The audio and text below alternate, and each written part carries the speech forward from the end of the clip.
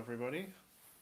I'm using a slightly different setup today with my phone instead of the laptop. So if you can all hear me, please could you just let me know because I'm using a earphone microphone as well. So if it's not loud enough or anything, just let me know in the chat box there.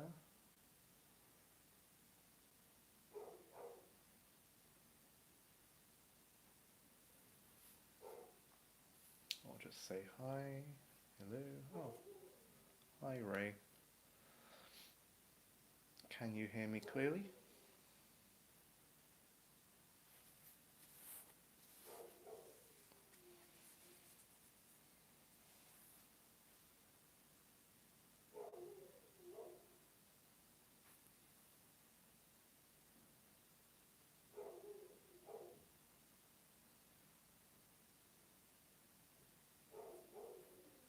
Great. Hi.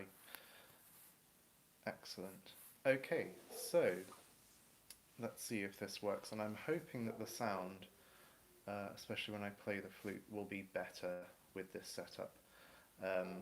It's listening back, it's just the live stream sound is quite, you can't really hear much of the details and the sound is quite diffuse. So I'm hoping that this will be better. Let me know and I'll listen back as well, and if it does work well, I'll use this setup from now on. Okay, so today is going to be singing and playing first, going over that again and just going through some simple exercises that you can do, and also I'll introduce some of the more difficult ones, which aren't super difficult, but they just take a little bit more practice. And if you can hear a dog, that is not my dog, it's upstairs. I don't know why it's barking. So yeah, we're going to do some very simple exercises for singing and playing, followed by some more complicated ones, and then we're going to look at the Donjon Etude number 1, which is the Elegie Etude, and it's from the book Salon Etudes, and they're doing that. They did it last week on Etude of the Week on Facebook, and it's we're just working all the way through that book. So if you don't have them, you can get them online, or you can get them from Just Flutes and follow along. So yeah, well, I'll work on some of the things from there, particularly phrasing. Finger coordination is also important there, and leaps, interval leaps that we have to take care of. So yeah, let's start with some singing and playing then. So let's get back to the basics. Without your flute, if you simply blow on your hand and make sure you really feel a nice little circle of air on your hand, and this is going to be the foundation for getting a good singing and playing. Okay, so you just blow right in the middle.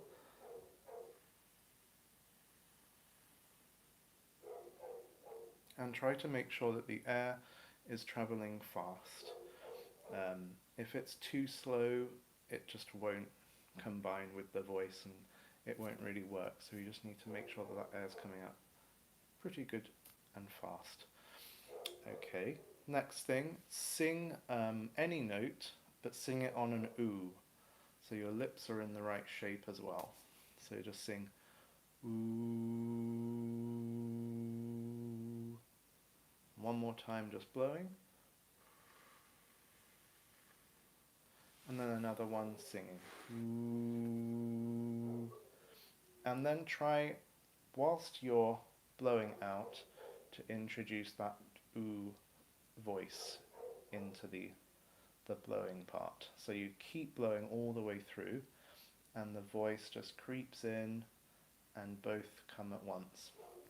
Okay, so let's blow.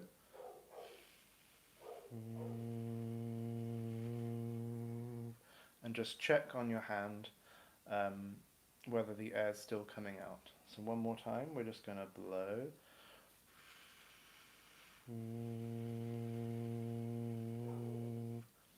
And the ooh is really the only one that sort of works for me.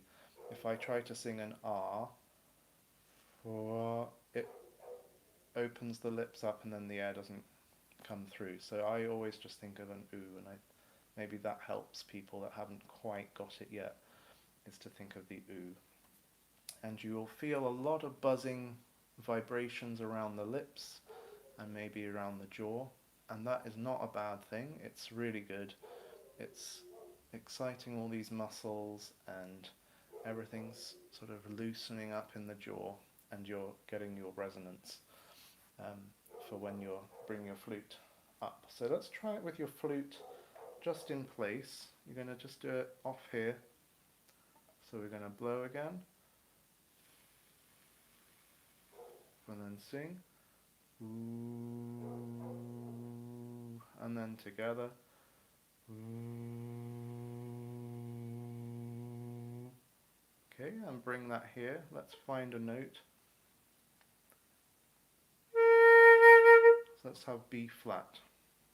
Okay, so we're going to blow our B flats and sing an ooh once we've got the B flat, and just keep holding your B flat constantly.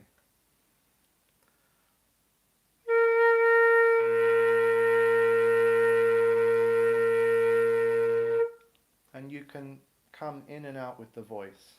So let's just play the B flat, introduce your voice, even if it's a short little burst, and then try again and see if you can sustain it longer, like this.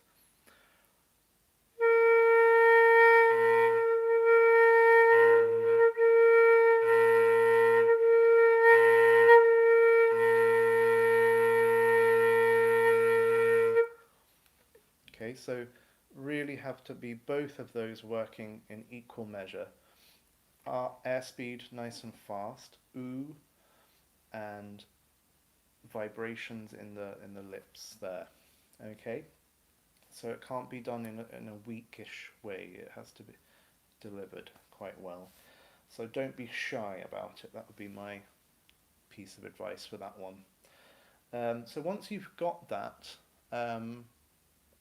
let's try doing it on 2 notes, so moving between notes. That can be tricky. So if we go from a B flat to an A, just one step down, let's just blow those so we know what they sound like.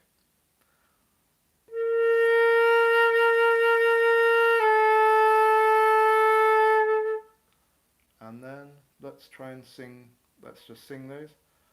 Oh, sing them as an ooh, one more time. Ooh. Now try them together.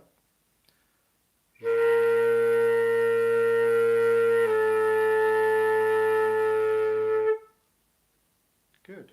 Now let's try a G, and we're going to go up to an A.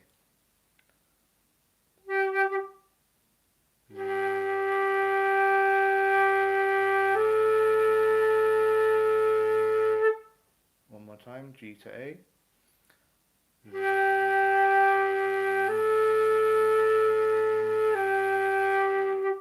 And yeah, come back as well.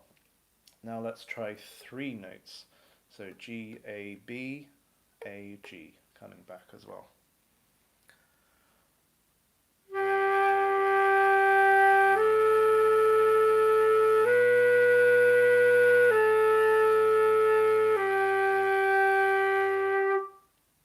Okay, so that's that one. Let's do 4 notes up to a C.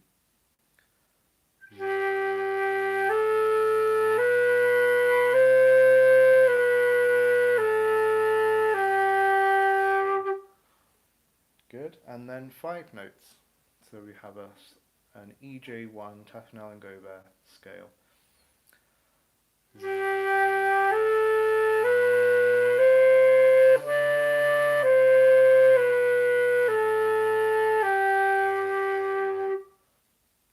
and then let's just play that straight away afterwards and listen to the sound change.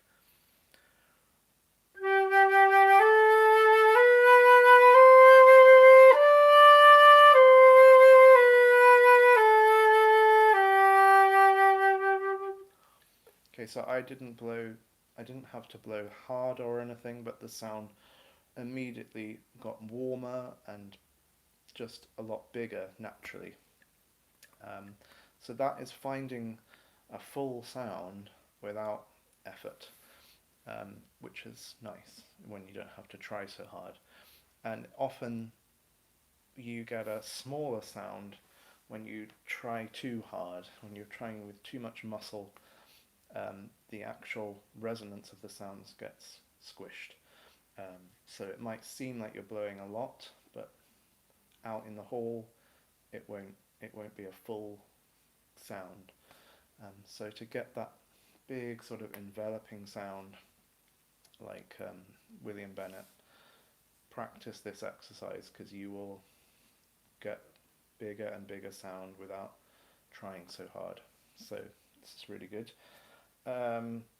Next little exercise leading on from that one is we're going to stay with that G major. We did do this, I think, before, but it's so we're going to play and sing those notes one more time, just together. Let's do that.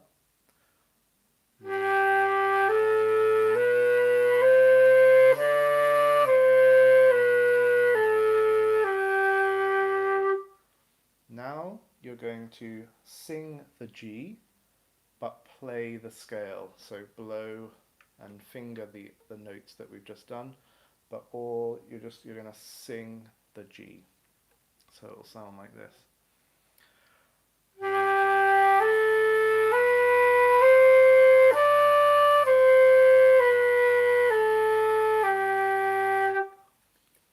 Okay, so let's try that together. Just hold the G with the voice, so it's ooh or ooh. Keep holding it on the ooh, and then change your fingers around.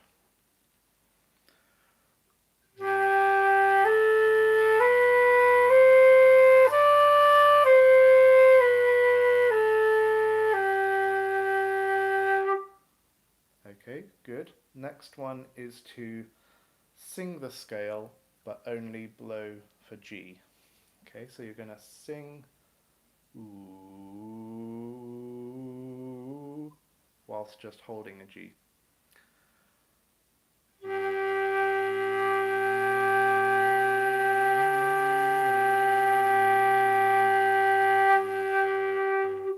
Now if you find that's too low, you can try that on another scale or the octave higher with the voice. It doesn't really matter in which octave that you sing for this one, or it doesn't matter what notes they are.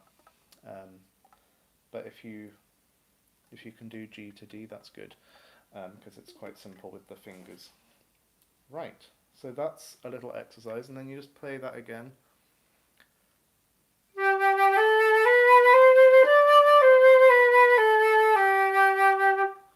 And again, the sound gets even more volume. So it's such a nice thing to do when you're warming up, because it just comes alive. If you have any questions about that, please do leave them in the comments, and I'll try and answer them. But I think that's getting to the heart of it more, is just to think of the ooh when you sing and practice them all separately, and then try and combine them and do it with the flute and without the flute, so that you can hear things clearly without the flute sound as well. Okay, and feel on your hands. So you've got all these kind of tangible things. Okay, next little exercise leading on from that, we did this with octaves, and this is a really good one to feel the connection of the breath and your support system. So we're going to play a low B flat, your first B flat, and sing an octave through that. So or you think of octave. Ooh, ooh. So if you sing that first, now just hold your low B flat with the flute sound and sing the octave through that.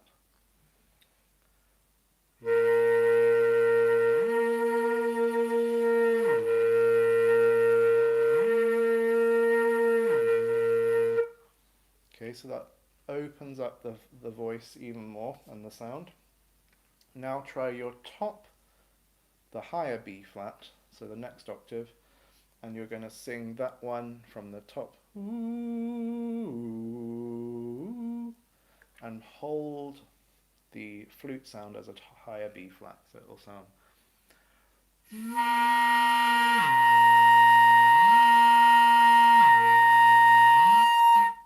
Okay, so keep the flute going on the top B flat.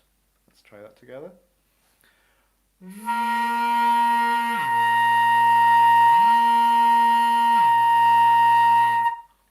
Good. And then the next exercise, leading on from that one, is the one where you've got high notes and you really want to open up those and fill the sound out at the top.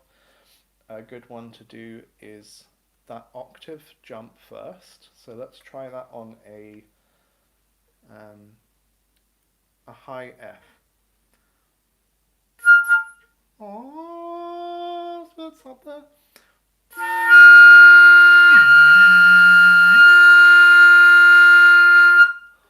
Okay, and it doesn't matter what your voice sounds like. It just do it. It's no problem. I don't sing very well, but having done all these exercises, I am more comfortable singing in front of people. If I hadn't have done all these before, I wouldn't have sung on camera. It's just, I would have been shy to do it. So if you have students that are shy to sing, doing this is a good way of sort of letting your hair down and just getting on with it and not being shy about stuff. So it's, yeah, breaks down a few barriers.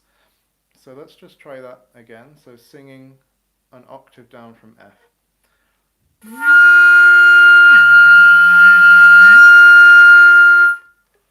And then last one to challenge yourself is to sing an arpeggio from the top one down to the low F whilst maintaining the top F.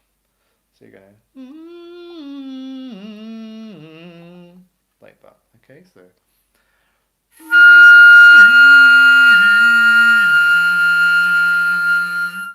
and then you just play your top F after that, and then you've got this glorious high register to play with. So if you have like a solo like Brahms 1 where it starts on a high E, sing and play that high E and do an octave and an arpeggio and all of those exercises, and that high register will start to sing out more without having to force the sound, and then your sound will blend more like that when you're not forcing the sound. Okay, so that's a good thing to try with some of your pieces or excerpts. And we'll do a little bit of singing and playing now with the Donjon Etude number 1. So that's where we'll go to next. So the first thing that I would do with this study or etude is to find the melody, and it's basically just the top notes of all those runs. Okay, so we have this.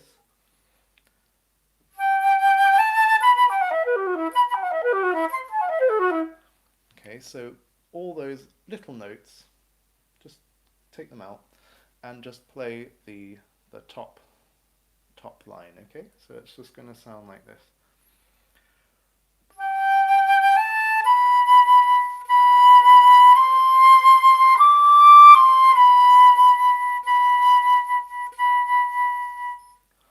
So that's the first phrase. Where does that phrase go?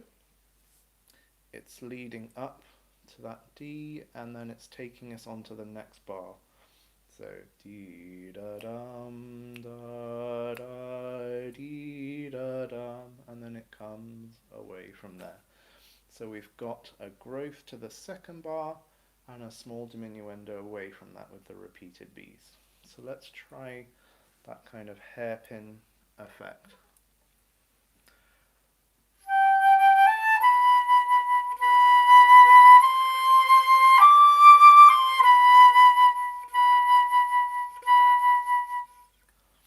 Okay, so that's your skeleton, your melody, and then it carries on just like that as we go through.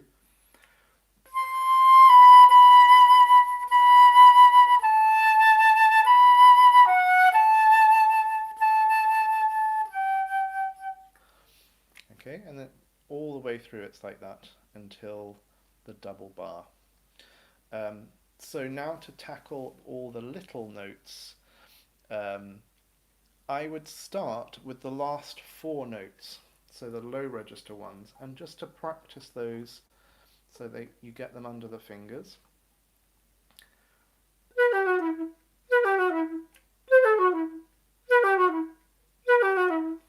So just those are all those ones, and you can repeat each one like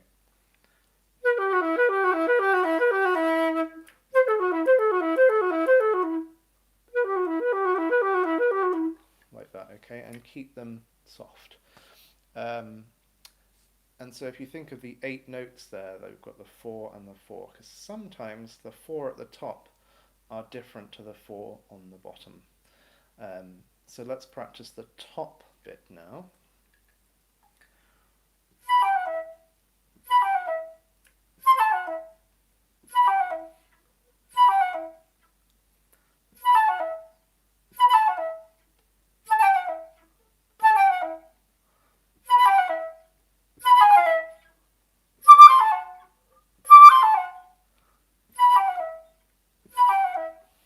So that's the first section there with the top notes. Right, now let's put those together. So it'll be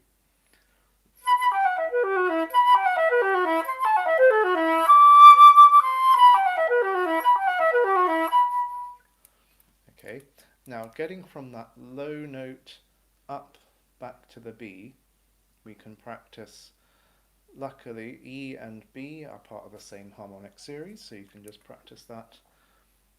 So usually we go 1 octave and then it's the 5th, but we'll have to skip the octave. So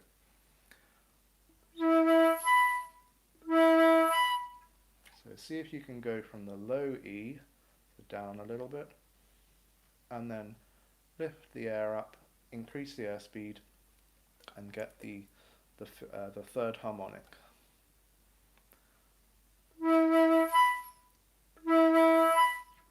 So we want to sort of avoid 1, 2, 3, but just 1, 3. Okay.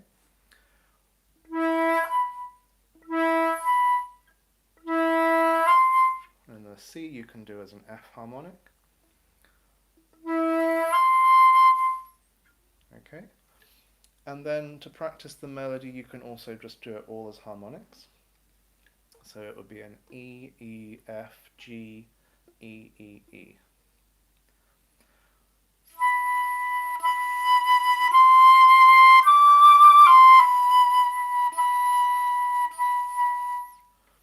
Then you find out you've got the right airspeed.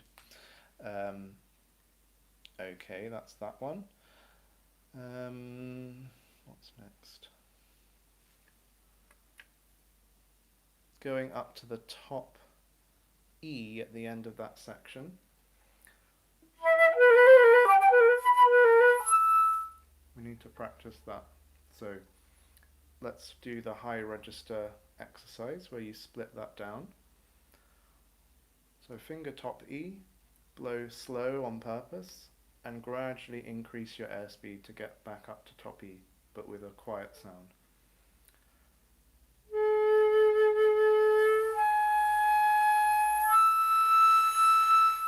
And then just re-articulate that.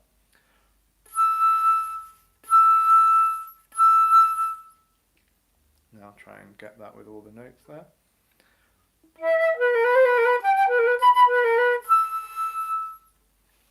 Okay, so that's how you can practice floating that note out. Good.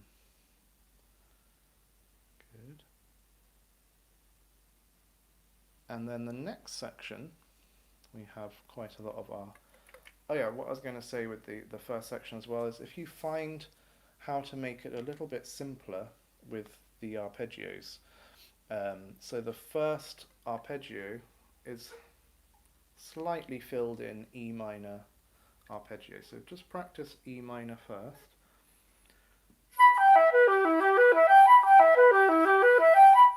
From a B. And then all it's got there is an F sharp in between G and E. And otherwise it is E minor. So.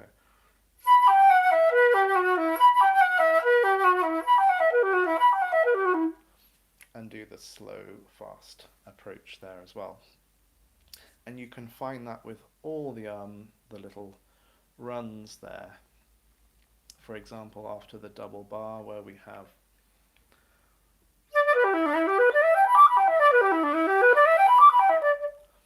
that is a G major arpeggio with an E on it, or you could think of it as an E minor arpeggio with a D natural. So practice both of those.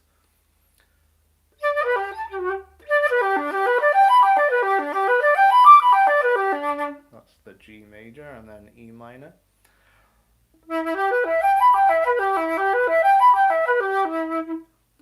And then just put an E between G and D.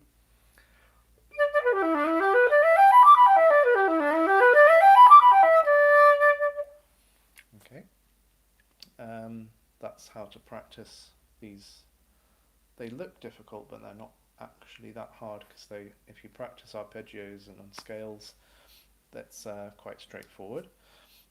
One of the trickier things is the next bit there where we've got repeated notes.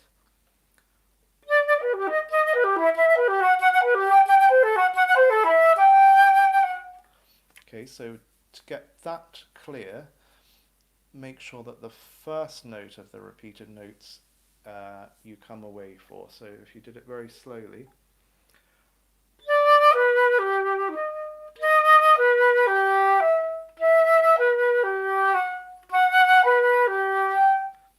and you don't have to stop the air, but do come away. And you could do scales like that.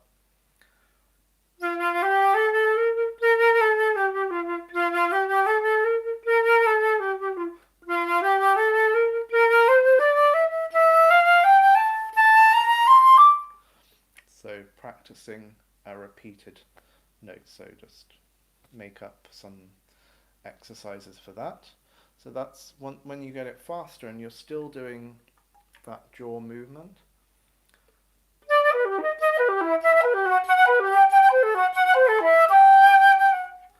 It should be a little bit clearer. What else is tricky here? It's pretty much, that's it then, and then you just put in all the dynamics. Character changes quite a lot, so this bit that we've just done is is in G major. It's quite a different character to the opening, which is in E minor. And then over the page we have something a little bit more stormy.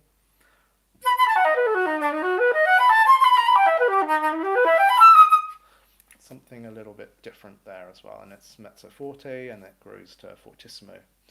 And then after the slow little bit, the lentement,